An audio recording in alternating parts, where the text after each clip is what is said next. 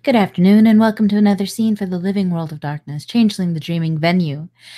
Today's scene takes place at the library of a Slua in Staten Island. Her name is Vanessa. She has books. She likes books. She's a quiet thing, and unless you are of a very, very specific offense, she generally keeps open hours and open doors.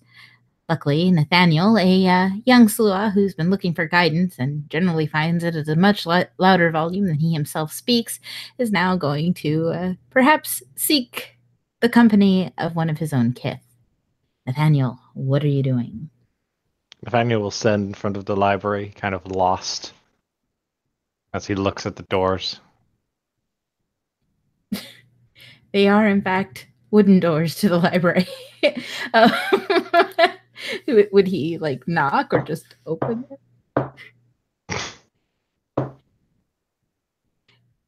You'll if you want to roll perception alertness to see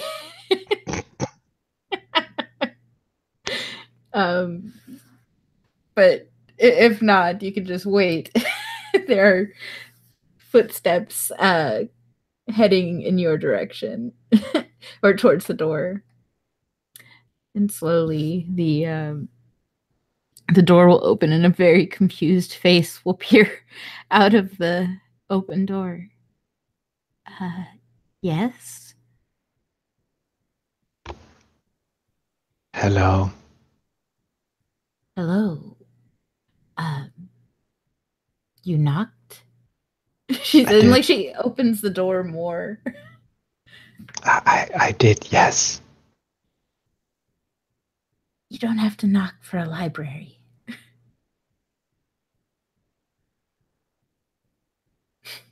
Okay. She gives him kind of like a kind of like pitying smile. It's toothless because she is that kind of Slua. And she'll open the door. Would you like to come in? I would appreciate, yes, that. I would like that, yes. Please. And she'll stand aside so he can come into the library. And it's I don't know if you ever saw Dessa's library, but this has been like reclaimed. Like while Vanessa, or not Vanessa's, Dessa's. The names are so close, and I just now realized this. Library was very like dusty and kind of like not mildewy, but had that like scent of dust and oldness. The scent is mostly like just old books. It isn't the scent of like dust and rot, because she takes very, very meticulous care of these books. Nathaniel will step on in, look around, take in the scenery, and yeah, he'll just kind of stand there as he doesn't know where to go. It's like this was his plan, to go inside. He's achieved his plan. He's lost now. Vanessa's giving him sort of an expectant look, and it lingers for a while until she realizes he has no idea what to do. Is there something that you're looking for specifically that I could help you with? William said to come here. Oh, you're one of William's friends. Well, my name is Vanessa, and she'll extend a hand. Look at the hand. Look at his own hand, kind of like hanging there.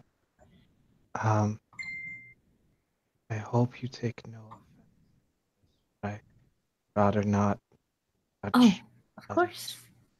And she'll put down her hand. And she'll give like a polite bow instead.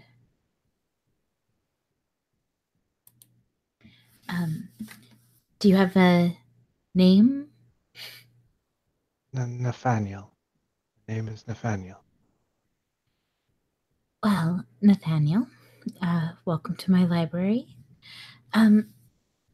I think I've heard uh, William and his friends mention you before, something along the lines of, we should tell him to come here.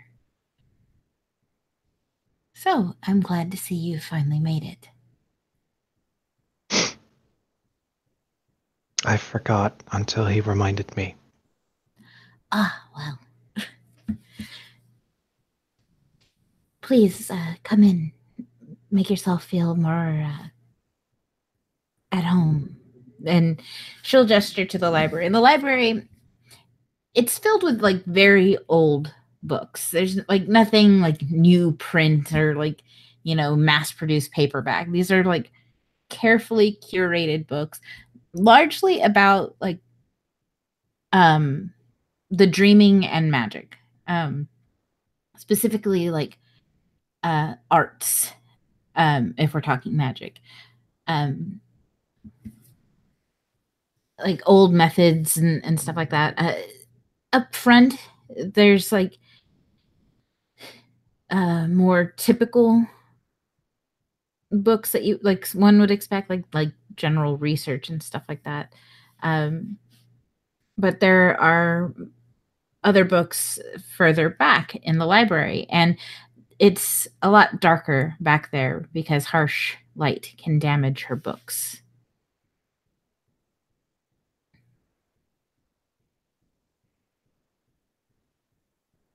You're very well taken care of. This is my passion in life, to care for these books.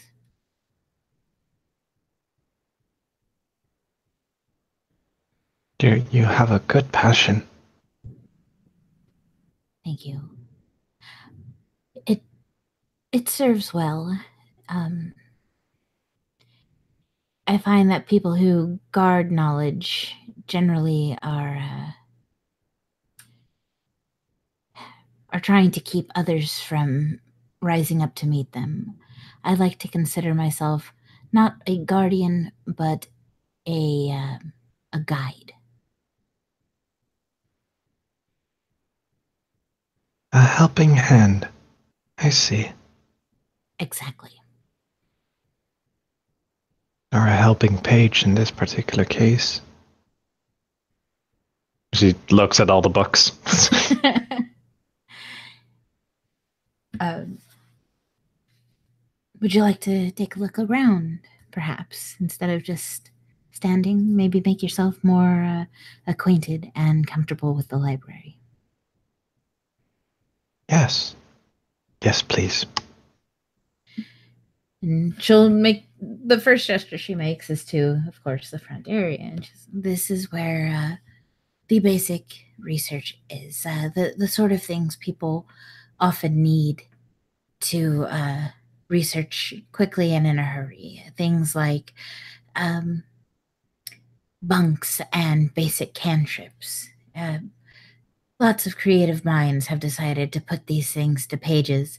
Uh, and my collection is adequate, I think, she says as she gestures and then starts moving towards the back of the library.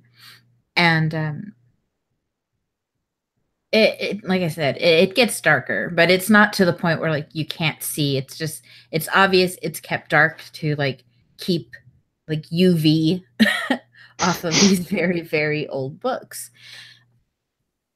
Um, these are where books where with a more specific sort of uh, aim are kept. People who find themselves cursed or need to achieve something that isn't done every day. This is where things are kept. And usually they're going to need, people will need some assistance if they need something from here. And I'm willing to give it to them. And she'll sort of like look over at like a very dark, like leather bound book Um, and she points to it. She goes, this one, I'm always nervous when people come and ask for this book. Um, this is for those who find themselves in poor favor with the dreaming, oath breakers, and the cursed.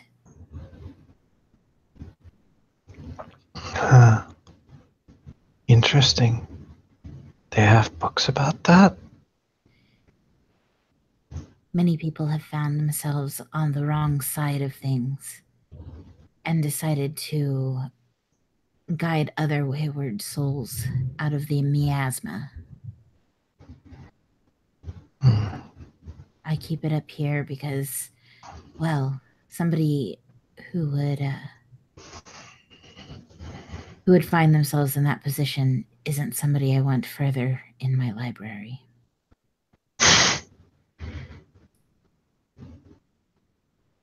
You And don't trust oath breakers?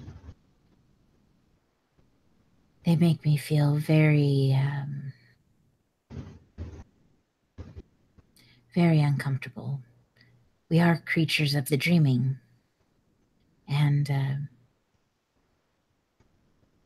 fairies take promises very, very seriously. It's how we formed ourselves. Have you heard the legend of how our own kith lost our voice? We used to be loud, the loudest of kiths. We'd scream through the forests of Russia, scaring children who misbehaved into becoming the little angels their parents so desired. But there was this one child who was wretched, who would pull wings off of butterflies. He would kick over his mother's cooking. He refused every request and denied any love towards his parents. It was with this final straw that the mother called to the sluagh.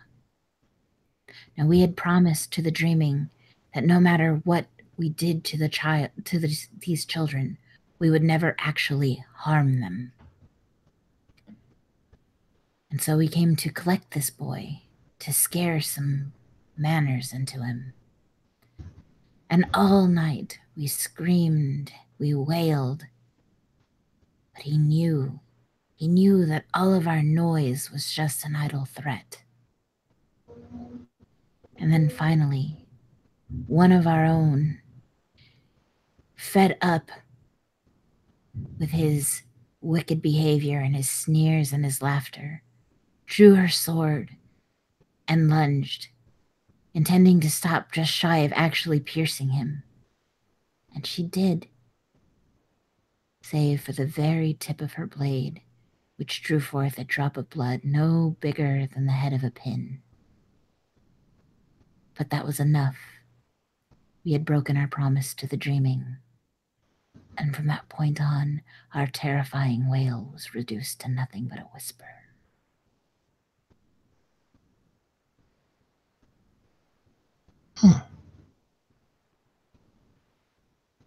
Good story. Yes. It's one I heard as a very, very young childling.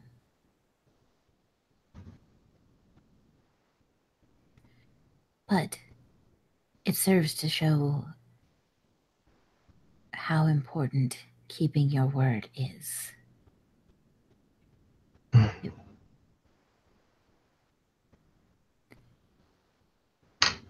I can see that.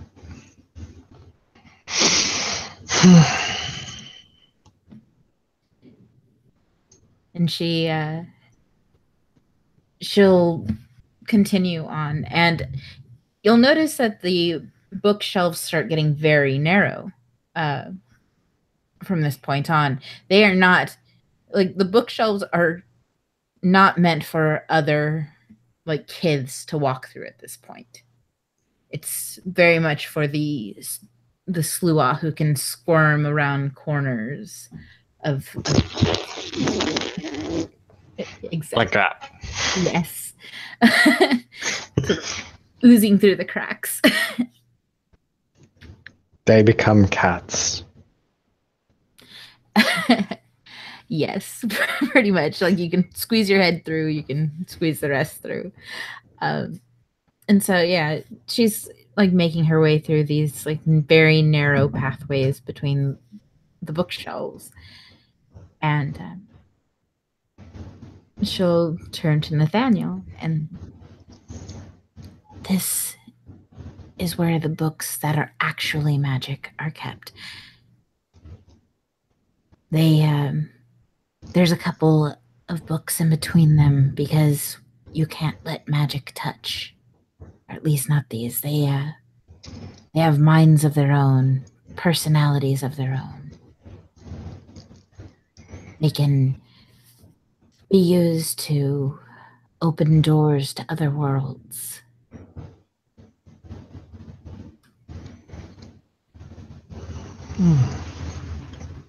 Not many know that I have this collection. So why show it to me? You're one of my kith. We collect secrets, but we should be able to trust each other. And if you are a friend of William, then you have my trust as well.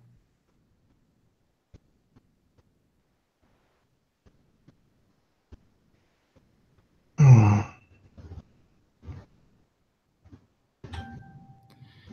But keep in mind that trust is very, very easy to break, very, very hard to repair.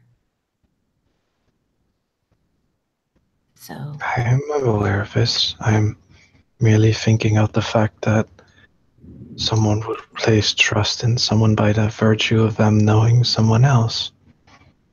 It's an interesting concept. William is a very, very strong individual. He places trust in me, and so I trust his judgment to who he sends my way.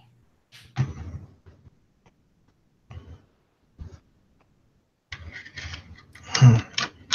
You know, I think this is the first time since I chrysalis that I actually have the feeling that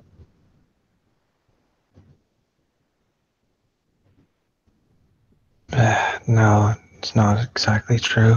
There are other times when I had the feeling that this was really not normal anymore, like the castles, the kings, the execution, stuff like that, but this is something special.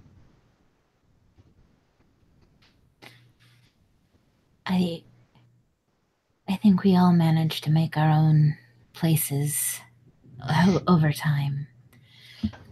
Things that are special to us where we can truly be who we are.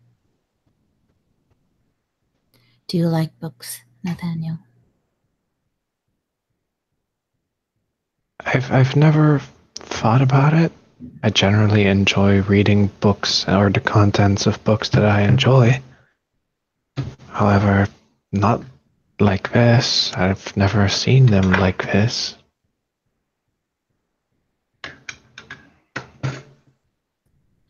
This is very new, but very intriguing and interesting and kind of cool. Thank you. I like collecting the old stories and the old magic and trying to understand the world around us. It can be a very confusing place. There's a lot of noise, and that noise is. It can make somebody lose focus.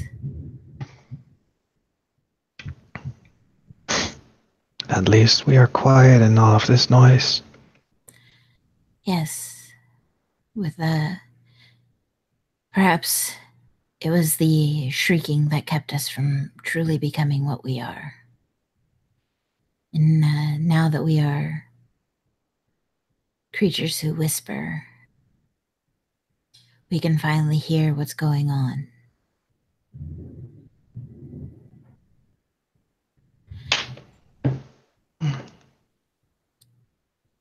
People will always turn to listen to somebody like William, somebody who's very loud. And I'm not saying they shouldn't listen to him. But sometimes you need people who can listen to the listeners. And that's where we shine. When He people. nods. It's like, yeah. Yeah. When others are taking in what they're hearing and adjusting their worldview based on that, they often aren't paying attention to the sluha in the room. And sometimes we hear things just in the nick of time.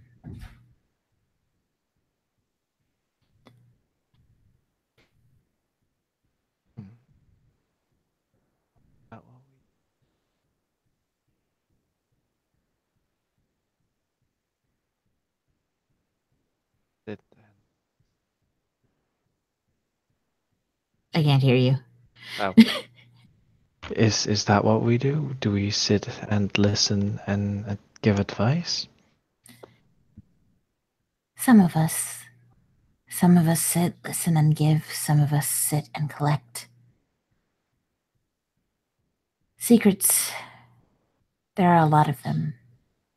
And over time, you'll learn which secrets are best kept to yourself and which ones are best shared.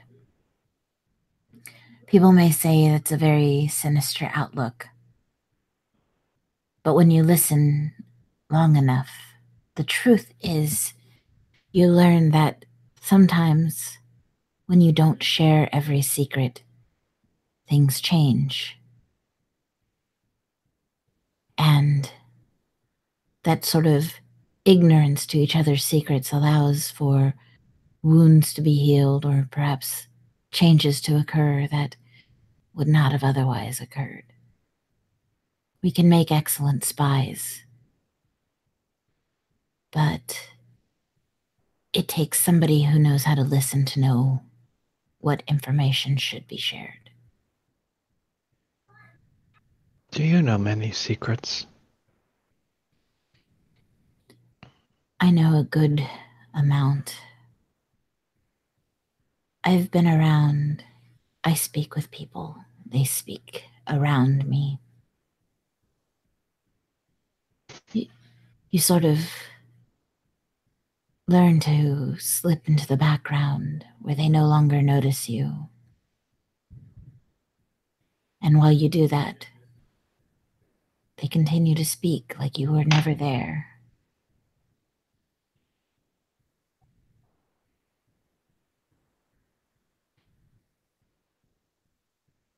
I've been wondering about a couple of things and the way that things are going these days, like Brooklyn and everything else. She nods. Why is it that the nobility hasn't come to Brooklyn and demolished this council that has been erected? I think part of it is fear of further rebellion. Others had distaste towards Isidore and viewed William's rebellion as a means to an end.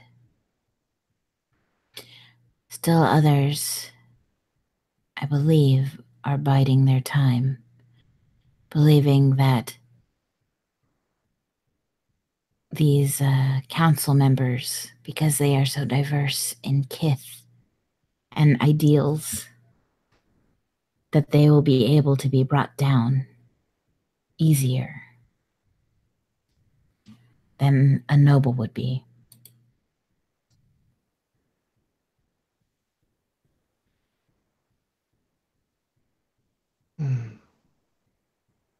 So we're just playing a waiting game? That makes sense.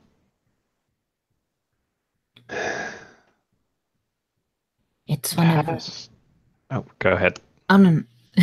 Go ahead. It has. I found it strange that it was just allowed to happen.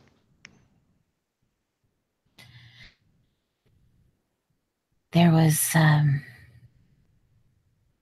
a lot of mm, background dealings being made at the time. House Darwan supported William in Brooklyn, and I believe that was on his own merits. He did make a speech in one of their cauldron houses, after all. But House Darwan, for the rest of New York, um, the other cauldron houses and nobles outside of the cauldron houses also showed him support. They worked with House Bowman. They were somebody. Somebody got those houses to work together. And that somebody was William? I don't think so. He was busy. He's very concerned with those that are his friends, which is a good quality, but it does mean that he may be blinding himself to the machinations going on outside of his scope.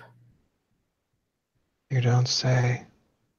I had a conversation with him the other day and he told me he hated the system. And then I asked him why, if he hated the system, that he was so fervently using it. No, that's not how it started. You are aware of Baron Leon, right?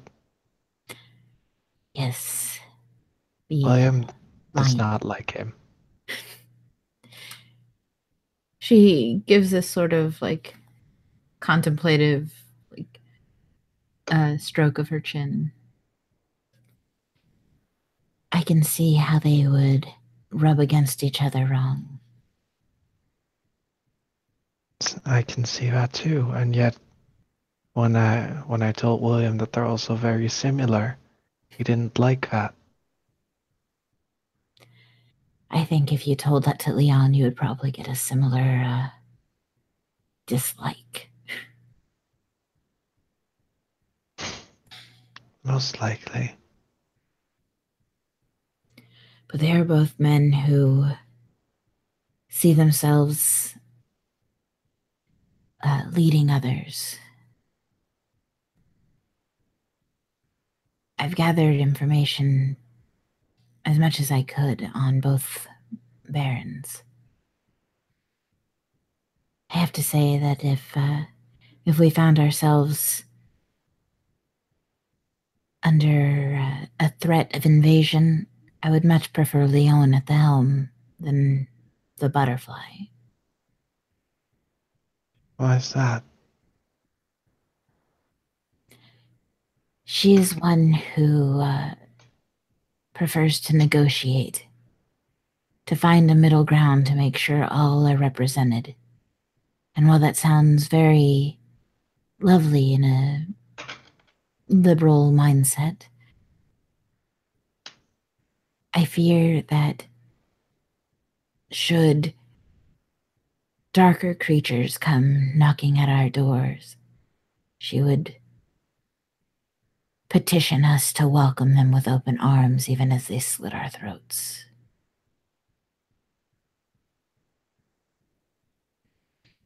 That does not at all sound accepting. More along the lines of not knowing when it's time to push people out. So she's naive? In my opinion, yes. People like William don't think about needing somebody to defend them. because he's the one constantly doing the defending. He wouldn't necessarily see the appeal of Leon to somebody who needs stronger people protecting us. But we can't put all of the burden of our hopes on him, all of the burden of our safety on him. He would be exhausted.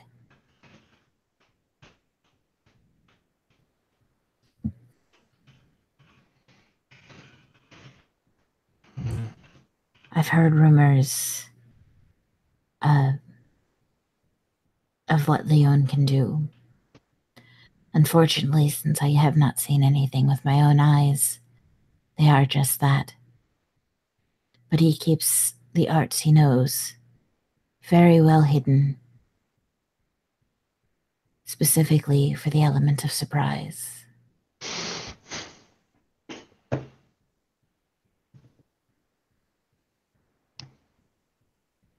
Clever little beaver.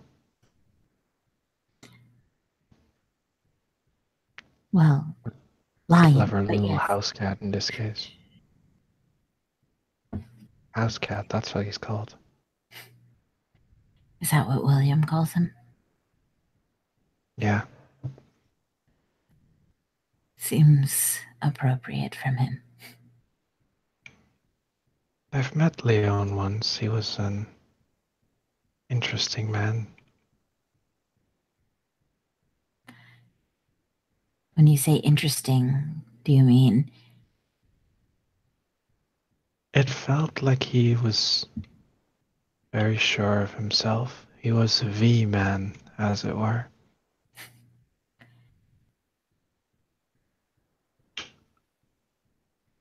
From what I've seen of him, we haven't had a company together, but from what I've seen, he does seem very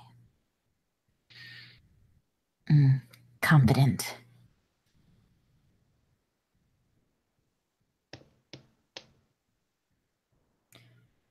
But those who trust his competence trust it very hard.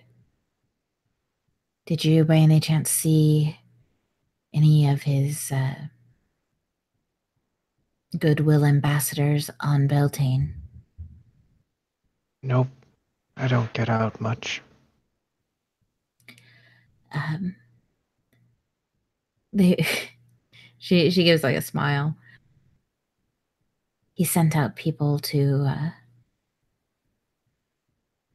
changeling held locations to distribute gifts, along with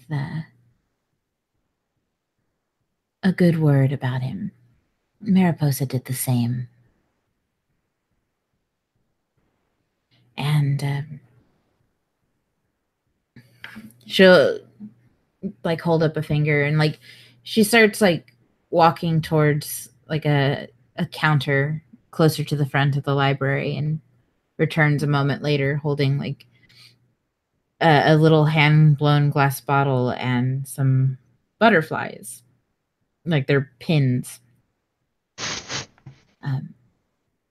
They gave me a small handful. I'm afraid I'm not quite the popular destination as say Vixen. She'll like hand them out or offer them, but I do have extra if you would like them. From Leon, she'll hold up the bottle.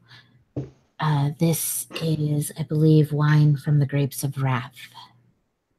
And if I understand what the satyr-ess who offered these, her Trago are the cultivators of this vineyard that creates this drink. And then she'll hand him two butterfly pins, and like they're minor treasures. They're very small things, like about the size of a safety pin with a butterfly on them. But chimerically, there's like a much more elaborate enamel butterfly that's wings just kind of open and close gently. I assume you can guess who handed these out. He holds it straight in front of his eyeball. It was like this. And says, yeah, yeah, yeah. They come in matched pairs, and you can use them to communicate with who holds the other. It's a it's a cute trinket.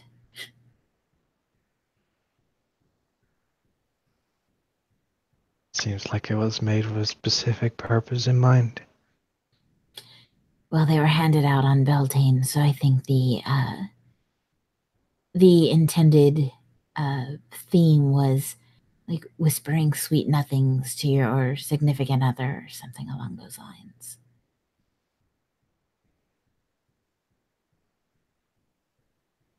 Do they just work for changelings? Yes, they. You must have a glamorous essence in order to use them. Mortals just see the silver pin here, but because they are in fact glamorous, that means that they will work in freeholds and in the dreaming. Neat. Feel free to take them. I have more. Thank you. By the way, the Grapes of Wrath wine, it works for a single night and it is a single serving. When drunk, removes inhibitions from the person who drinks it. It doesn't make you drunk where you like just do stupid stuff because your brain is addled. It just takes away the like anything that would make you hesitate from doing the things you want to do. So, YOLO. yes, it is very much a YOLO kind of thing from a Lion of House Fiona. I love it. Love it. So, Great. Leon favorite. Leon for a winner. right? So much fun. Um, so, how long have you been awakened, Nathaniel, if you don't mind my asking? Since October. I can't hear you very well. What was that? Oh. Since around October. Ah, so you're still very young. Has anybody has anybody mentored you in what it means to be Kithane or even specifically Slua? Not Slua specifically, but there have been groups of people answering any questions that I've had. Well, if you would like to learn more about the Slua, I think I could teach you some things. That would be much appreciated. I don't exactly have a lot to go on except for sometimes I see things that have happened. Oh? Just flashes of the past, I've been told. Ah, yes. Some people are blessed to remember. Some people are also cursed to remember, she says as an afterthought. But if your memories are not waking you up in the middle of the night, then I suppose it is a blessing. Are yours? I I do not remember my past lives.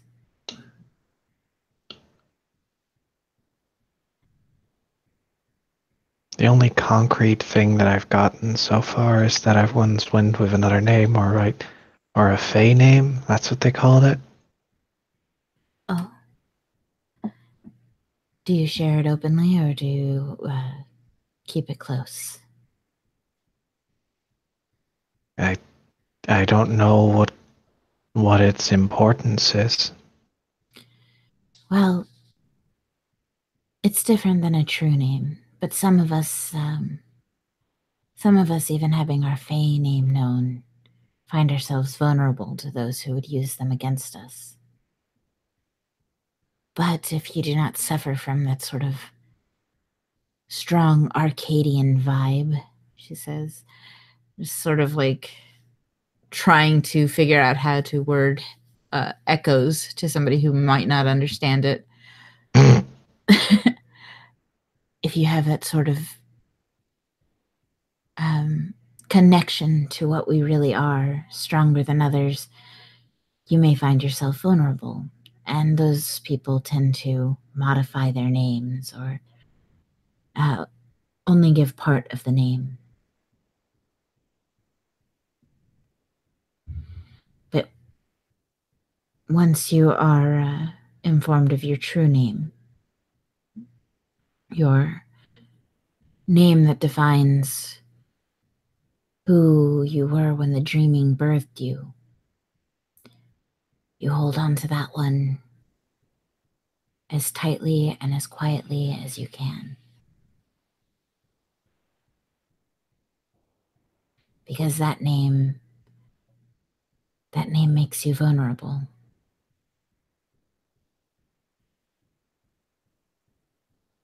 It can let people affect you in ways that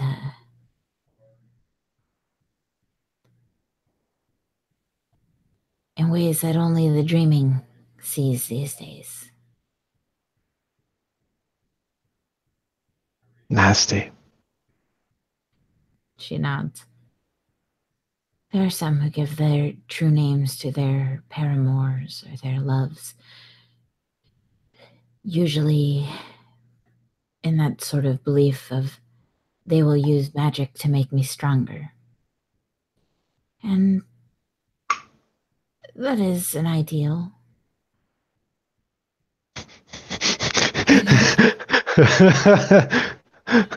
That is an ideal. Yeah, like people might be a little foolish in the choices that they make. Allegiances change, you know, which is kind of the subtext of that statement.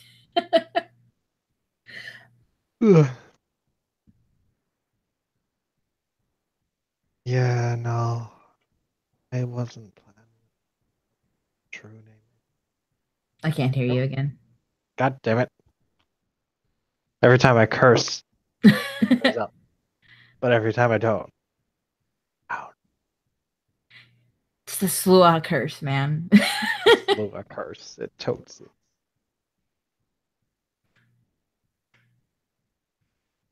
I wasn't planning on giving anyone my true name. I don't even know it yet. It's good. Traditionally, a changeling isn't saned until a year and a day, usually in a proper court. So I think you have time, anyways.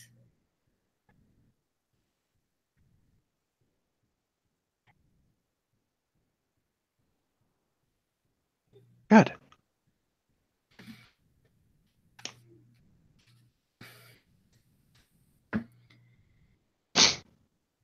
Well, So what about you? Do you just sit here and read all day?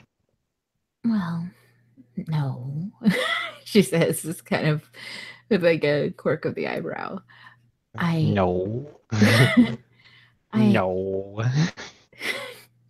I have a mortal job. I work at a college bookstore on, well, very, very part time. I don't like leaving my books for long. And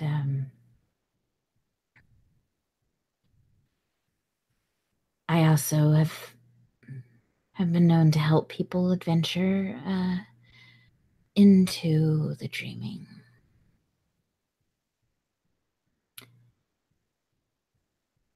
It's usually a quick jaunt to the near dreaming and back when I'm asked, but recently I found myself closer to what I was, to what we are at our very essence. Dreaming? The dreaming, yes. The near dreaming is, it's generally where like the safest trods pass through. But Aloysius was able to help help us navigate through the um, well, through a very specific set of trods to assist William's friends.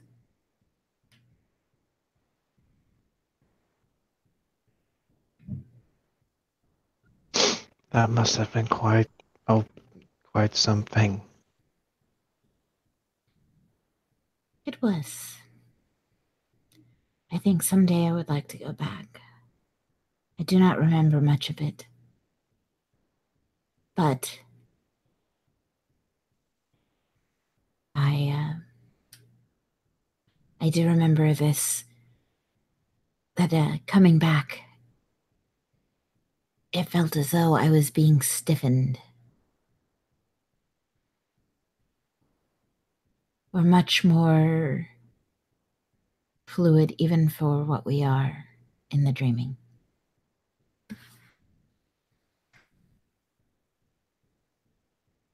I'd like to see that myself.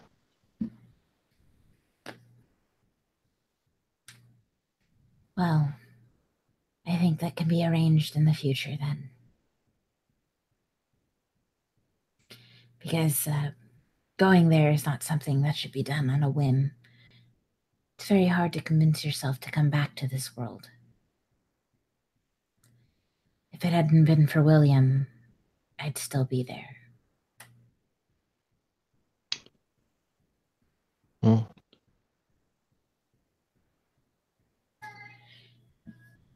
True story. Vanessa was botching her willpower rolls to leave our dreaming. So, like, William literally had to like go and yoink what was essentially like a puddle of Vanessa because far dreaming, Slua got no bones. They also don't make any sound. Like they could bang a drum, but the way a Slua would bang a drum would be like negative sound. So they're very hard to find or I get. wonder what the deep dreaming would be like. That is the deep dreaming. They don't make any sound. The did I say far? I meant deep. Far Oh dreaming, boy. they just like you have to roll every time to even hear them. But yeah, they're like silly putty there, and in the far deep far whatever the last one, they can actually do things like turn to liquid or turn to mist, which means you know catching one isn't a thing you can do unless they want to be caught. So lots of fun. Um,